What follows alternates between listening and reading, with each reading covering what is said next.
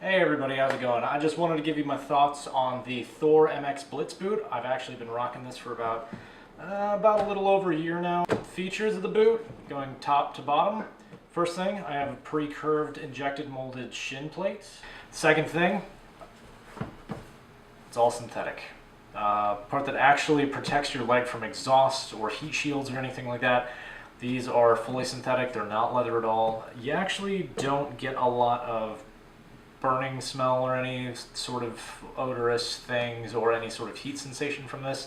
I like this. This is actually a really good feature, which you don't get on road race boots because exhaust is routed elsewhere or other places, but you do find these kind of standard on motocross boots. So if you're going from sport bike to supermoto, I would highly recommend a boot that actually has something like this, not a road race boot. You typically eat through your road race boots pretty fast. They're more nimble, but in all actuality, they're not built for that specific type of application. Third thing, adjustable buckles. These are actually really nice. I like the latching and the action of these. You can either shorten the buckle by working the buckle into the boot, or you can lengthen the buckle by working it out. If one of these breaks because it's old, worn, whatever, they actually sell replacements, which is nice. Some boot companies do not. Other thing I like about it, this entire piece is one piece of injected plastic. It protects your medial malleolus, which is your ankle on the inside of your foot. This kind of helps you out a lot. This will actually provide most of the rigidity in the boot when you actually take a spill, so that way there's no twisting from side to side. There's just only flexing movement. I've known a few people to go down on supermotos. Usually if you wear a motocross boot, you are more than safe. These are made to be used in strict, ridiculous applications where you're going to jump off something, tumble, take a dive, get your bike thrown at you, which is usually, what, a 250-pound piece of machinery. It's built for what it is, and for just a casual riding and supermoto use, I like it a lot. The other thing I like about this boot, the soles are replaceable. Most motocross boots you will find the soles are replaceable. Some actually are not. These actually have a steel shank woven in them, and of course toe cap is replaceable. They do take a very, very, very huge amount of damage just from walking around kicking things when you fall off your bike. You'll use them a lot. Trail riding, anything. You'll wind up beating the crap out of those. These are also replaceable. They're pretty cheap. You just basically go down to any store that sells this boot. They will be able to they will be able to order you a set. You just unscrew, put the new one on, screw it back in, you're good. The soles, same thing as well. I believe you can get new soles, or if you want, you can take them to a cobbler and they'll be able to resole that for you.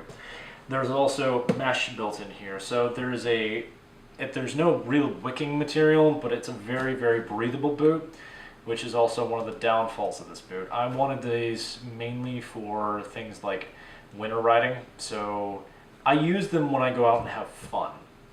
But I also wanted a boot that would protect me during the winter time from being cold, wet, and basically just all sorts.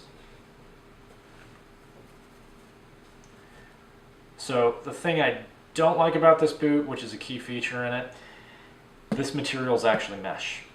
So mesh is high breathability, and also with high breathability you get water. Water permeates through this like crazy.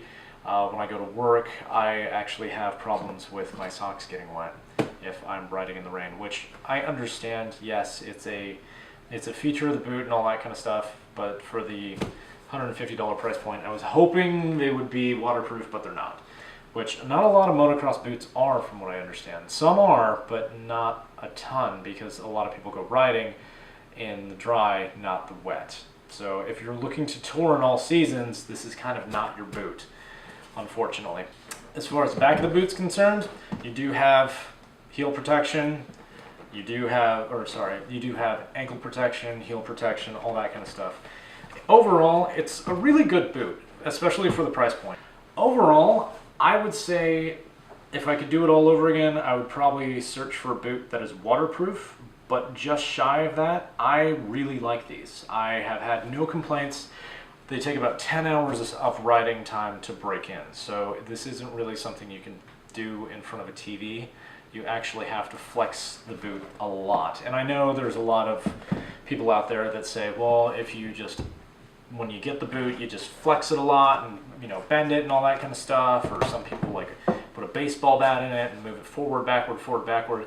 This is not really the case. It will take way too damn long. Initially, it breaks in a little within the first 2 hours, but it's not enough to actually feel like they're finally broken in. When these boots actually broke in, it was a night and day difference. Boots right off the rack, these felt like cinder blocks around my ankles, but after time, when they finally broke in with all that riding time and all the walking around that I did in these boots and all that kind of stuff, I finally felt like these were boots that were actually mobile. I had the world's worst time trying to get this boot to flex forward and backward. I had trouble shifting, I had trouble braking. It was incredibly hard. But once the boots broke in, I found it a lot easier to actually move around. These are very mobile now. As far as mobility, I would give them a solid 7, if not 8, out of everything that I've tried. The CD Crossfires, of course, right out of the box, they're great, but they're also a $500 boot. So if you are not able to afford a $500 boot, this is a really good thing to do, or a really good way to go, and especially if you're a casual, normal, nice weather rider. If you kind of want something that's a little more all season, all year, protection through all elements, this is not really your boot. This is only a dry temperature, or dry high temperature boot. And that's really my opinion of the boot. I would give it a solid 7 as far as to how the boot fits, how it or what protection it offers, and basic overall price point. I know for 150 bucks you're not really going to get much in the way of great features, but as far as things go, you get a fair amount of bang for your buck with this boot. The only thing, like I said, that I wish it had was waterproof. If it was waterproof, I would seriously contemplate putting it up to an 8 or even a 9. Especially for being 150 bucks. Great protection for 150 bucks and it's waterproof. That's a lot to deal with, or that's a lot to get out of 150 bucks. If you have any questions, feel free to comment below. Please subscribe as always, and I will see you later.